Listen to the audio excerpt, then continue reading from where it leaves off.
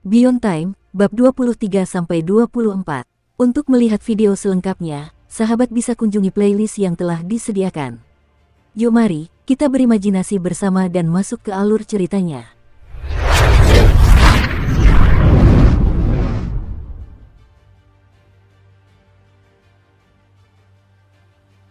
Suking melihat cahaya keemasan yang terang. Cahaya itu berasal dari patung-patung di dinding yang sudah usang dimakan waktu. Setiap patung merupakan sumber cahaya, memenuhi kuil dengan pancaran yang tak tertandingi. Namun, sumber cahaya terbesar bukanlah patung-patung kecil itu. Sebaliknya, itu adalah patung utama kuil yang sangat besar, patung dewa yang tangannya memegang pedang batu besar. Dengan perasaan terguncang, Suking menatap cahaya di kuil itu, dan melihat bahwa di pintu kuil terdapat sesosok figur yang dikelilingi kabut gelap. Tidak mungkin untuk melihat ciri-ciri yang jelas, tetapi sosok itu tampak samar-samar seperti manusia. Dan saat cahaya keemasan menyinarinya, sosok itu bergelombang dan berubah bentuk. Di luar sana, di luar kuil, terdapat sejumlah besar sosok gelap dan menyeramkan. Pasti ada ratusan, dan sementara beberapa di antaranya samar-samar menyerupai manusia, yang lain tampak seperti binatang buas. Mereka memancarkan hawa dingin yang menakjubkan yang menerjang seperti gelombang dan terhubung dengan sosok di dalam kuil. Adapun sosok bayangan di dalam kuil, saat cahaya keemasan menyinarinya, ia mendongakkan kepalanya dan mengeluarkan lolongan yang dapat mengguncang jiwa seseorang. Namun, ia tidak melangkah lebih jauh ke dalam kuil. Seolah-olah hal itu sekarang dilarang. Suking menatap patung yang memegang pedang itu, dan tiba-tiba menyadari betapa hidup patung itu tampak. Kemudian, yang membuatnya takjub, patung itu turun dari alasnya dan mulai berjalan. Dengan penuh martabat dan kesucian, seperti dewa dari surga yang turun ke dunia fana, patung itu melangkah menuju sosok yang samar itu. Ia mengangkat pedang itu, lalu mengayunkannya ke bawah. Gerakan pedang itu sederhana dan tidak terpoles, namun mengandung resonansi dao yang mampu mengguncang langit dan bumi. Suking tidak mendengar suara apapun, tetapi jiwanya bergetar seolah-olah merasakan jeritan pilu yang berasal dari sosok bayangan itu. Kabut yang menyelimutinya menguap, menampakkan tubuh yang membusuk terbalut pakaian compang camping. Kini terlihat seorang lelaki tua dengan rongga mata yang hanya berupa lubang menganga. Sesaat kemudian, tubuhnya roboh, menghilang sama pastinya dengan kabut yang menyelimutinya. Sosok-sosok samar di luar juga terpengaruh. Kabut yang menyelimuti mereka mulai memudar, dan karena cahaya keemasan, Suking dapat melihat beberapa di antaranya dengan jelas. Salah satunya adalah wajah yang dapat dikenali. Dia adalah Kapten Blood Shadow. Dia berada di tengah kerumunan, wajahnya yang kurus tanpa ekspresi. Saat cahaya keemasan menyinarinya, seolah-olah dia disucikan, lalu menghilang. Beberapa saat kemudian, tak ada apapun di kegelapan malam. Semua sosok bayangan itu telah menghilang. Cahaya di kuil meredup, dan patung yang mengejutkan itu berbalik dan berjalan kembali ke tempatnya. Akhirnya, cahayanya berhenti dan sekali lagi berubah menjadi patung, berdiri di sana, memandang pintu utama kuil, menunggu dan berjaga. Tak lama kemudian, semuanya kembali normal. Namun, Suking masih meringkuk di celah batu, terengah-engah, matanya berbinar tak percaya. Kapten Blood Shadow yang jelas-jelas sudah mati ternyata masih ada. Kuil yang tampak biasa saja itu bersinar dengan cahaya keemasan yang menyilaukan di malam hari. Patung yang jelas-jelas tak bergerak itu berubah menjadi sosok seperti dewa yang satu serangan pedangnya sangat megah. Tak lama kemudian, matahari terbit, dan hari baru pun dimulai. Butuh beberapa saat bagi Suking untuk menenangkan pikirannya, lalu ia merangkak keluar dari celah batu. Ia memandang cahaya di luar, kemudian patung-patung di dinding, dan akhirnya patung besar dengan pedang. Ia tidak yakin apa sebenarnya patung itu, dan apakah patung itu hidup atau mati. Dia tidak tahu sudah berapa lama sejak kuil ini berada di masa kejayaannya, atau seperti apa keadaannya saat itu. Namun, kejadian malam sebelumnya telah membuatnya terguncang. Hal itu terutama berlaku untuk energi agung yang menyertai serangan pedang itu. Serangan itu telah meninggalkan bekas yang dalam di jiwanya, memastikan bahwa dia tidak akan pernah melupakannya. Yang lebih tak terbayangkan adalah ternyata ada area di wilayah terlarang yang berbahaya ini yang tidak dapat dimasuki kegelapan. Sersan Thunder tidak menyebutkan hal itu kepadanya, tetapi mungkin saja sersan tua itu sendiri pun tidak tahu. Pertama, kejadian seperti tadi malam bukanlah hal yang umum. Selain itu, tidak banyak orang di markas yang tinggal dalam waktu lama di wilayah terlarang ini. Oleh karena itu, meskipun peristiwa seperti itu kadang-kadang terjadi, hanya sedikit orang yang ada untuk menjadi saksi. Kisah apapun yang diceritakan orang pada akhirnya akan berubah menjadi legenda belaka. Setelah menatap patung itu lama, Suking menyatukan kedua tangannya dan membungkuk dalam-dalam. Kemudian, setelah berpikir sejenak, ia mengeluarkan lilin dari karungnya, meletakkannya di depan patung, dan menyalakannya. Akhirnya, ia memberi hormat lagi dengan membungkuk, lalu meninggalkan kuil. Setelah keluar dari kompleks itu, dia terus menoleh ke belakang, berharap itu akan membantunya mengingat semuanya. Dan dia tidak bisa berhenti memikirkan serangan pedang tunggal itu. Bahkan, saat ia kembali menyusuri hutan, ia mendapati dirinya mengangkat tangan ke atas kepala dan meniru gerakan tersebut. Setiap kali mencoba menirunya, ia merasa gerakan itu semakin familiar. Kultivasi mantra laut dan gunung melibatkan peniruan wujud goblin. Namun kini, Suking mengganti wujud goblin itu dengan wujud satu tebasan pedang. Saat dia melakukannya, tingkat kultivasinya melesat melewati titik terobosan, dan dia memasuki tingkat keempat mantra laut dan gunung. Semua itu terjadi tanpa Suking menyadari apa yang sedang terjadi. Mungkin karena cara dia meniru serangan pedang itu, terobosan ini tidak hanya meningkatkan kekuatan dan kecepatannya, tetapi juga mendorongnya menuju terobosan dalam psikisnya. Akibatnya, Suking merasa bisa berpikir lebih jernih. Dan ketika dia mengangkat tangannya ke atas kepala, sepertinya gerakan itu sudah mengandung beberapa unsur dasar dari serangan pedang. Hal itu membuatnya sangat gembira. 2 hari berlalu, mungkin karena dia berada di pinggiran wilayah terlarang, atau mungkin karena peristiwa mengejutkan yang terjadi di kuil, tetapi bagaimanapun juga, dia tidak bertemu dengan jejak kaki mengerikan apapun. Dan makhluk mutan itu jumlahnya sedikit dan jarang ditemukan. Tingkat kultivasinya telah mencapai level yang lebih tinggi, sehingga lebih mudah baginya untuk menjaga keselamatannya. Namun, dia tetap sangat berhati-hati dan waspada. Dia belum menemukan bunga panjang umur atau kristal penghilang bekas luka. Tetapi dia telah memanen sejumlah besar daun semanggi 7 helai, jadi begitu dia kembali, dia akan menjualnya dengan harga yang cukup tinggi dalam bentuk koin roh. Hari sudah senja ketika ia mendekati tepi hutan. Dan saat itulah ia berhenti berjalan dan menatap sebuah tanaman di dekat kakinya. Tanaman itu tampak mirip dengan bunga umur panjang, meskipun berdasarkan apa yang diingatnya dari gambar yang pernah dilihatnya, itu adalah jenis tanaman yang berbeda. Namun, setelah berpikir sejenak, dia melihat sekeliling dengan perasaan bersalah saat sebuah rencana terbentuk di benaknya, lalu meraih dan mengambil benda itu. Akhirnya, dia berlari keluar dari hutan dan menuju perkemahan, tak lama setelah matahari terbenam. Saat itu belum larut malam, jadi perkemahan masih ramai. Terutama tenda-tenda beralas bulu, yang tampak dipenuhi suara candaan riang dan napas terengah-engah yang penuh semangat. Suking mengabaikan suara-suara itu saat ia kembali ke kediamannya. Begitu ia membuka pintu halaman, ia melihat Sersan Thunder berjalan keluar. Sang Sersan memperhatikan betapa lusuhnya penampilan Suking, tetapi tidak mengatakan apapun. Sebaliknya, ia tampak lega. Kau pergi cukup lama, aku pergi ke kompleks kuil itu. Cahaya bulan bercampur dengan cahaya lampu di halaman, memungkinkan Suking melihat mata Sersan Thunder yang merah dan ekspresi kelelahannya. Jelas sekali dia kurang tidur. Apakah karena, ketika Suking menyatukan potongan-potongan informasi itu, dia merasakan kehangatan di hatinya. Kompleks kuil, kata Sersan Thunder, terdengar terkejut. Dia benar-benar tidak menyangka Suking akan pergi sejauh itu ke wilayah terlarang. Namun, dia tidak bertanya-tanya. Sebaliknya, dia membawa Suking ke dapur, menyingsingkan lengan bajunya, dan meletakkan makanan di atas meja. Makanan itu masih panas, dan jelas belum disentuh. Suking terkejut. Jelas sekali, Sersan Thunder tidak yakin kapan Suking akan kembali, namun telah menyiapkan makanan panas untuknya begitu dia kembali. Itu sangat mencurigakan. Sang Sersan telah menyiapkan makanan setiap malam, dan menunggunya. Suking pergi mengambil mangkuk dan sumpit. Seperti biasa, dia menyiapkan meja untuk 3 orang, dengan 2 set di seberang mejanya. Kemudian dia duduk untuk makan. Rasanya lezat dengan cara yang mungkin tidak dapat dirasakan oleh indera perasa, tetapi dapat dirasakan oleh hati. Sersan Thunder tidak makan banyak. Sebagian besar waktunya dihabiskan untuk minum dan memperhatikan Suking, dengan senyum di wajahnya. Makanlah, katanya pada suatu saat. Kamu masih dalam masa pertumbuhan. Jika kamu tidak mendapatkan cukup makanan, kamu tidak akan tumbuh tinggi. Suking menunduk sejenak, lalu berdeham dan dengan patuh mulai makan lagi. Kemudian dia mulai menceritakan kepada Sersan Thunder tentang semua yang terjadi di kuil. Sebelumnya, Sersan Thunder hanya menyesap minumannya. Tetapi setelah mendengar cerita itu, dia menarik napas dalam-dalam dan berkata, saya pernah mendengar seseorang menyebutkan hal seperti itu sebelumnya. Tapi itu sudah lama sekali. Mungkin ada orang lain yang melihat apa yang Anda lihat. Tapi seperti nyanyian itu, akhirnya menjadi legenda. Sekarang kalau dipikir-pikir, cerita-cerita itu selalu menyebutkan bahwa hal itu terjadi setelah nyanyian itu.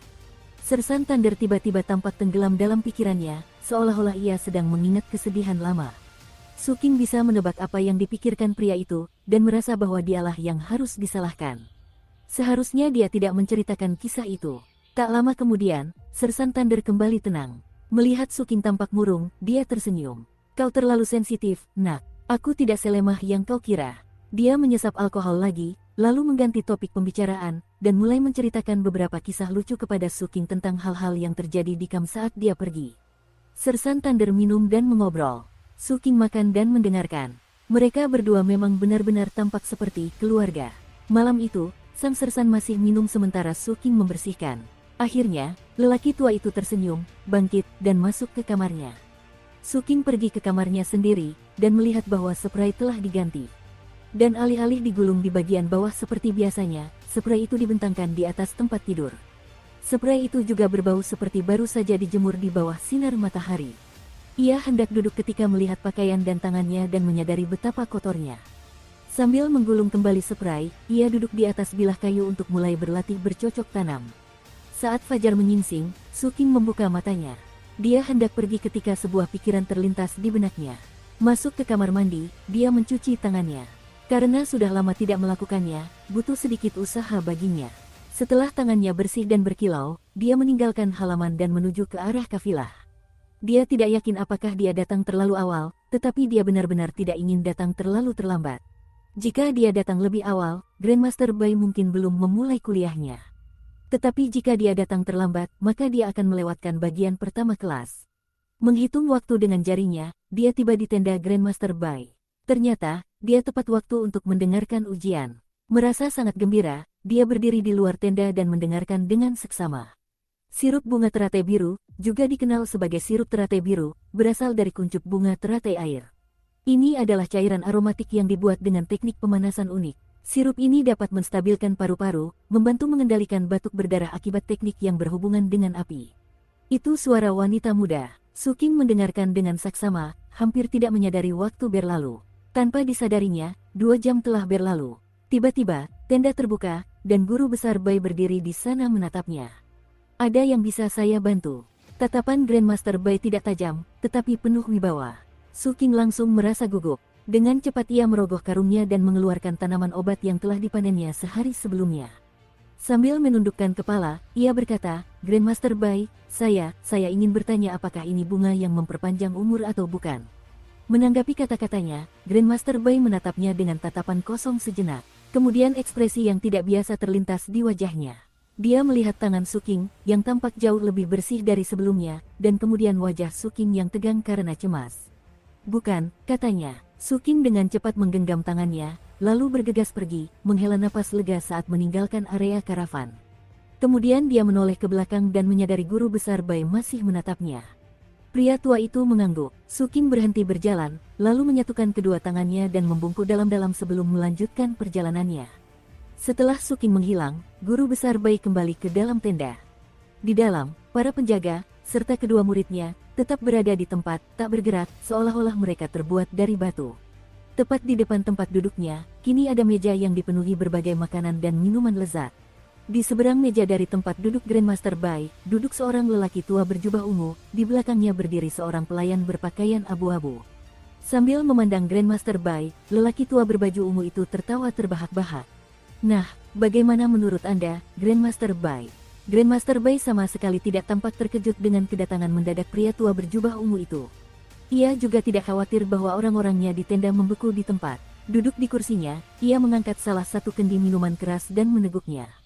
Apa maksudmu, apa yang kupikirkan? Pria tua berjubah ungu itu tersenyum. Aku sedang membicarakan si bocah. Seperti yang kukatakan terakhir kali, sementara aku menunggumu muncul tadi, aku menemukan seorang anak laki-laki dengan banyak potensi. Grandmaster Bai mendengus dingin dan menatap tajam pria berjubah ungu itu. Potensi. Pertama kali anak itu menguping, itu bukan masalah besar. Tapi kali ini dia mengeluarkan tanaman obat dan bertanya padaku apakah itu bunga panjang umur. Sekarang aku merasa dia akan mulai membawa berbagai macam tanaman sembarangan ke sini sebagai alasan untuk menguping. Jika bukan karena rekomendasi Anda, aku pasti sudah mengusirnya segera. Pria berbaju ungu itu tertawa lagi. Mulutmu tajam seperti pisau, tapi hatimu seperti tahu. Mengingat temperamenmu yang buruk, jika kau tidak berpikir dia punya potensi, siapapun yang memperkenalkannya padamu, kau tidak akan memperhatikannya. Grandmaster Bai mendengus dingin lagi, dan alih-alih memberikan penjelasan lebih lanjut, ia bertanya, kau ingin membawanya ke Seven Blue Ties, bukan? Membawanya ke tempat yang penuh penyakit itu akan menjadi pemborosan potensi akademisi. Sambil mengerutkan alisnya, pria berbaju ungu itu berkata, sia-sia. Kurasa tidak, lagi pula, apa gunanya menjadi seorang akademisi? Di dunia ini, segalanya tentang tingkat kultivasimu. Apa gunanya menjadi seorang akademisi? Balas Grandmaster Bai dengan nada panas. Izinkan saya bertanya, mengapa Anda datang ke sini dan berulang kali memohon kepada saya, orang biasa, untuk pergi bersama Anda ke Seven Blue Ties? Dengan senyum malu-malu, pria berbaju ungu itu berkata, oh, ya, Anda berbeda, Tuan. Apa bedanya aku? Bentak Grandmaster Bai sambil melotot tajam. Pria berbaju ungu itu tiba-tiba menepuk dahinya sendiri. Ayah, aku benar-benar lupa bahwa aku punya sesuatu yang sangat penting untuk dilakukan sekarang. Aku harus pergi, Grandmaster Bai. Aku akan kembali besok dan kita bisa minum bersama lagi. Dia bangkit dan bersiap untuk pergi, tetapi pada saat terakhir, menoleh ke arah Grandmaster Bai. Ketika dia berbicara, nadanya sangat sungguh-sungguh. Grandmaster Bai, jika Anda benar-benar berpikir anak ini memiliki potensi, maka ajari dia lebih banyak lagi. Beri dia kesempatan. Mungkin dia bisa mencapai Seven Blue Ties sebagai akademisi dengan basis kultivasi yang kuat. Setelah itu, ia pergi bersama pelayannya. Setelah ia pergi, semuanya di dalam tenda kembali normal, tanpa ada yang menyadari sesuatu yang aneh baru saja terjadi. Para penjaga berdiri di sana, pemuda itu bergumam cemas, dan gadis muda itu tampak puas dengan dirinya sendiri seperti biasanya. Adapun guru besar Bai, dia duduk di sana sambil berpikir keras menatap tempat Suking menghilang. Setelah sampai di kediamannya, Suking menghela napas panjang. Ia khawatir telah melakukan hal yang salah dengan menguping. Namun, ia tidak punya pilihan lain jika ingin memuaskan dahaganya akan pengetahuan. Satu hal yang jelas, Grandmaster Bai telah mengetahui tipu daya kecilnya. Saya harus menawarkan pembayaran. Satu-satunya pertanyaan adalah apa yang harus ditawarkan, dan apakah tawaran itu akan diterima. Jika tidak, akankah dia pernah mendapatkan kesempatan seperti ini lagi? Khawatir dia akan melupakan ide barunya ini, dia mengeluarkan selembar bambu dari karungnya dan menggunakan tusuk sate besi untuk mengukir Grandmaster Bai di atasnya. Setelah selesai, dia memeriksanya, lalu menambahkan 4 nama lagi. Salah satunya adalah Sersan Thunder, dan 3 lainnya adalah orang-orang yang telah membantunya di daerah kumuh. Meskipun bantuan itu kecil, dia ingin mengingatnya. Setelah selesai menyebutkan nama-nama, ia mengeluarkan selembar kertas bambu lain dan mulai mencatat isi ceramah tersebut. Kemudian dia mengeluarkan secarik kertas berisi informasi pelajaran pertama dan meninjaunya kembali. Barulah kemudian ekspresi puas muncul di wajahnya. Saya sudah mengetahui detail dari 27 jenis tanaman obat. Suking sedang dalam suasana hati yang baik, dan itu berlangsung sepanjang hari, bahkan selama rutinitas kultivasinya sehari-hari. Keesokan harinya, ia bangun pagi-pagi dan pergi membeli beberapa daun semanggi 7 helai. Ia juga membeli tanaman lain yang mirip dengan bunga umur panjang, lalu mengikuti rutinitas yang kini telah menjadi kebiasaannya saat ia pergi ke tenda Grandmaster Bai. Ia berdiri di tempat yang sama seperti hari sebelumnya, dan seperti hari sebelumnya, ia mendengarkan seluruh pelajaran dengan saksama. Sama seperti hari sebelumnya, guru besar Bai keluar dan bertanya apa yang sedang ia lakukan di sana. Suking dengan rendah hati mengangkat bunga itu dan mengajukan pertanyaan yang sama seperti hari sebelumnya. Grandmaster Bai memandang bunga itu dan menghela napas. Sambil menggelengkan kepala, dia memberitahu Suking semua informasi tentang tanaman yang telah dibelinya. Tentu saja, itu memberi Suking detail tentang tanaman obat lainnya. Merasa sangat senang, dan juga sangat berterima kasih, dia membungkuk dalam-dalam lalu bergegas pergi. Seperti sebelumnya, dia menoleh ke belakang dan melihat guru besar Bai memperhatikannya. Sekali lagi, mereka saling mengangguk. Suking sedang membangun kenangan yang tak akan pernah ia lupakan. Dengan cara ini, setengah bulan berlalu. Setiap hari, Suking pergi ke tenda guru besar Bai dengan membawa tanaman obat. Dia mendengarkan ceramah, lalu bertanya tentang tanaman tersebut. Akibatnya, dia belajar banyak tentang tanaman dan tumbuh-tumbuhan, dan selain itu, mempelajari bagaimana berbagai tanaman bekerja secara kombinasi. Dia mendapat banyak manfaat, dan sekarang memiliki lusinan gulungan bambu yang berisi informasi. Grandmaster Bai tidak pernah menyebutkan apapun tentang kegiatan mengupingnya, dan selalu dengan sabar menjelaskan detail tentang tanaman yang dibawa Suking. Akhirnya, para penjaga terbiasa melihat anak laki-laki bermantel bulu itu muncul lebih awal di area karavan. Dan kedua murid muda Grandmaster Bai pun sama. Bahkan, suatu ketika hujan deras, Grandmaster Bai dan kedua muridnya mengira Suking tidak akan datang, tetapi ia malah muncul mengenakan jas hujan anyaman jerami. Baik angin maupun hujan tidak dapat menghentikannya. Kedua murid itu sangat terkesan karenanya. Akibatnya, Ketika suatu hari Suking tiba-tiba tidak muncul, kedua murid muda itu menjulurkan leher mereka untuk melihat keluar. Mereka benar-benar terkejut bahwa si pemulung kecil yang kotor itu tidak datang. Namun mereka tidak kecewa, karena Suking akhirnya muncul, dalam keadaan kelelahan. Alasan dia terlambat pada hari itu adalah karena, selain menghadiri kuliah di tenda Grandmaster Bai, dia juga menyempatkan diri untuk pergi ke wilayah terlarang dan mencari bunga umur panjang dan kristal penghilang bekas luka. Lebih jauh lagi, dia mengasah keterampilannya dengan berburu binatang mutan. Semua usahanya hari itu tidak berjalan mulus. Dia tidak menemukan salah satu dari dua barang yang dicarinya, dan akhirnya mengalami kesulitan menghadapi beberapa bahaya di wilayah terlarang. Meskipun berada di tingkat keempat mantra laut dan gunung, dan memiliki penilaian tajam serta daya pengamatan yang biasanya hanya dimiliki oleh para pemulung berpengalaman, bahkan dia pun tidak dapat menghindari setiap hal berbahaya di sekitar wilayah terlarang. Pada hari ia terlambat, ia bertemu dengan makhluk mutan yang berkeliaran dari kedalaman, dan ia nyaris tidak selamat dari pertemuan itu. Hanya dengan berlari sepanjang malam ia berhasil kembali ke perkemahan utama pada pagi harinya. Ia bahkan tidak beristirahat, dan malah langsung pergi ke kuliah. Meskipun demikian, dia telah memperoleh beberapa keuntungan finansial dalam beberapa hari terakhir, khususnya dengan menjual lebih banyak asuransi kepada Bonneblade. Bonneblade baik-baik saja. Setelah kejadian pertama di mana dia membeli asuransi, dia menjadikannya kebiasaan. Sejauh ini, dia belum pernah bertemu kabut kebingungan lagi, dan karena itu Suking tidak pernah perlu menyelamatkannya. Tetapi Bonneblade tampaknya bertekad untuk terus melakukannya. Dan karena itu, orang lain di kamp mulai melakukan hal yang sama. Demi kehati-hatian, Suking menolak sebagian besar tawaran, kecuali kelompok kecil yang pernah ia selamatkan di masa lalu. Namun, ia masih memiliki aliran keuntungan yang stabil. Dan berkat penghasilan yang diperoleh dari penjelajahannya ke wilayah terlarang, hidupnya pun baik-baik saja. Sersan Thunder tidak bisa lagi ikut misi, jadi Suking menawarkan untuk membayar lebih banyak uang sewa. Sersan Thunder menolak, tetapi Suking bersikeras, dan setelah berdiskusi panjang lebar, sang Sersan menyadari bahwa ia tidak punya pilihan selain menerima. Dia menghabiskan sebagian besar uangnya untuk makanan, dan karenanya, setiap kali Suking kembali dari wilayah terlarang, selalu ada hidangan hangat yang menunggunya. Sersan Thunder bahkan membelikan Suking beberapa pakaian baru. Gaun-gaun itu begitu indah sehingga Suking tak sanggup memakainya. Ia hanya melipatnya dengan rapi dan menyimpannya di lemari. Sesekali, ia akan mengeluarkannya dan memandanginya dengan puas. Waktu favorit Suking adalah waktu makan malam. Tidak hanya makanannya yang lezat, tetapi juga, Sersan Thunder selalu ada bersamanya. Sersan itu tampak seperti seorang kakek yang sudah pensiun, selalu siap berbagi gosip terbaru tentang tetangga, dan menjelaskan berita terbaru tentang urusan perkemahan.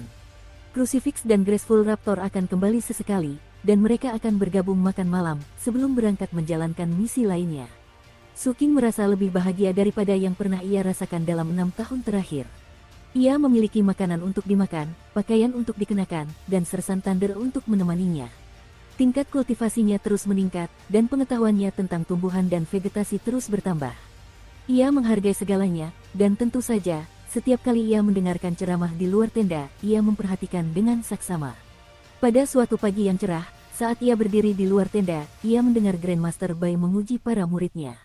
Chen Feiyuan, ceritakan padaku tentang Morning Glory mayat hidup. Selama kurang lebih sebulan terakhir, Suking mengetahui bahwa murid laki-laki Grandmaster Bai bernama Chen Feiyuan, sedangkan murid perempuannya bernama Tingyu. Setelah mendengar pertanyaan itu, Chen Feiyuan tergagap-gagap mengucapkan omong kosong sebelum akhirnya menutup mulutnya. Suking tidak bisa melihat ke dalam tenda, tetapi sesekali ketika dia bisa mengintip melalui celah tenda, dia melihat Chen Feiyuan tampak sangat putus asa.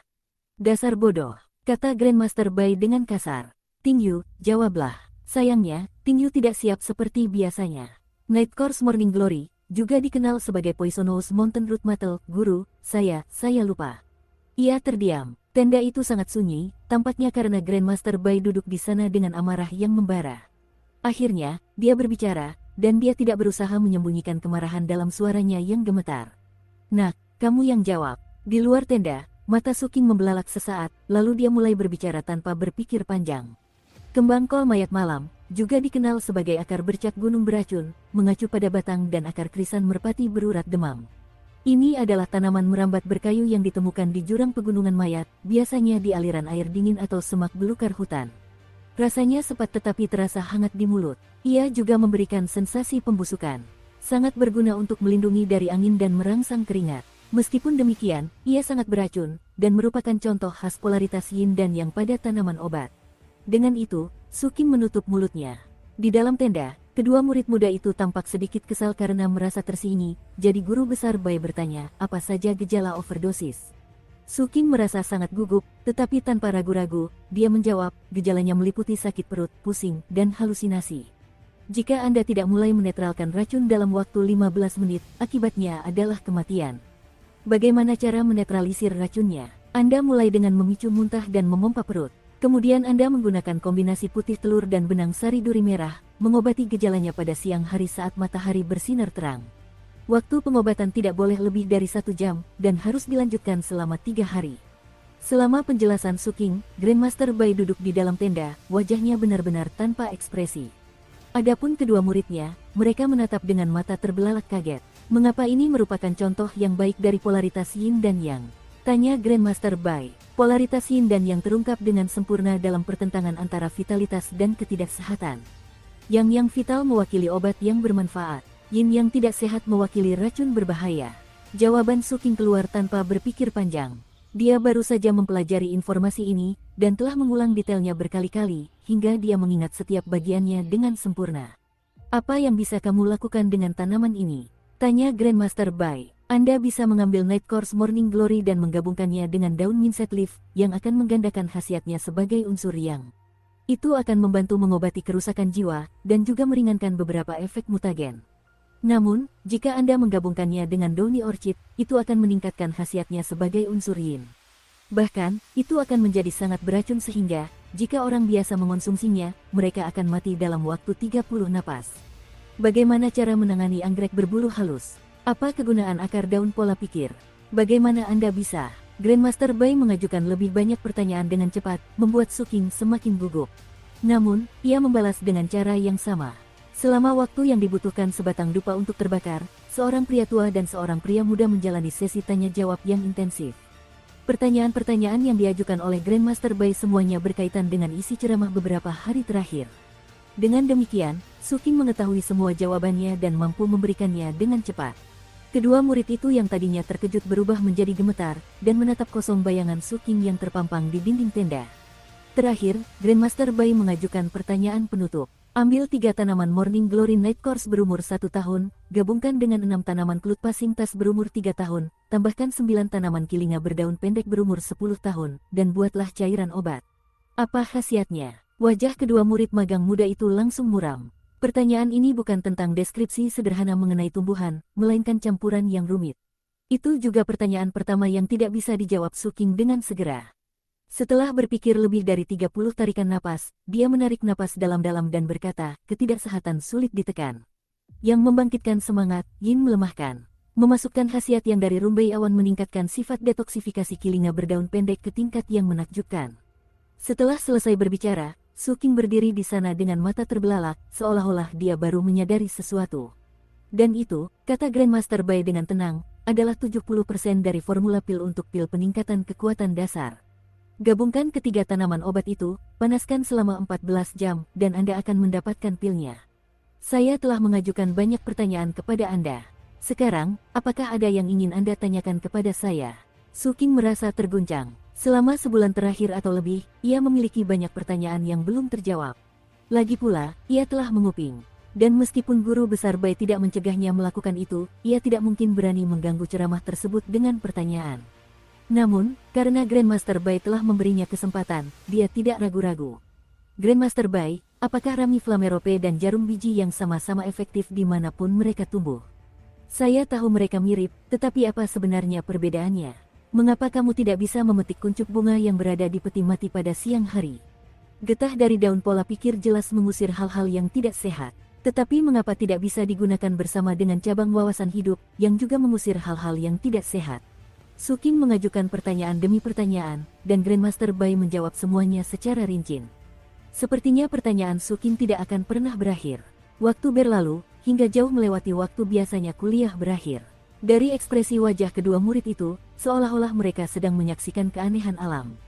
Akhirnya, Suking mendongak ke arah matahari, dan melihat betapa larutnya waktu, ia berhenti bertanya.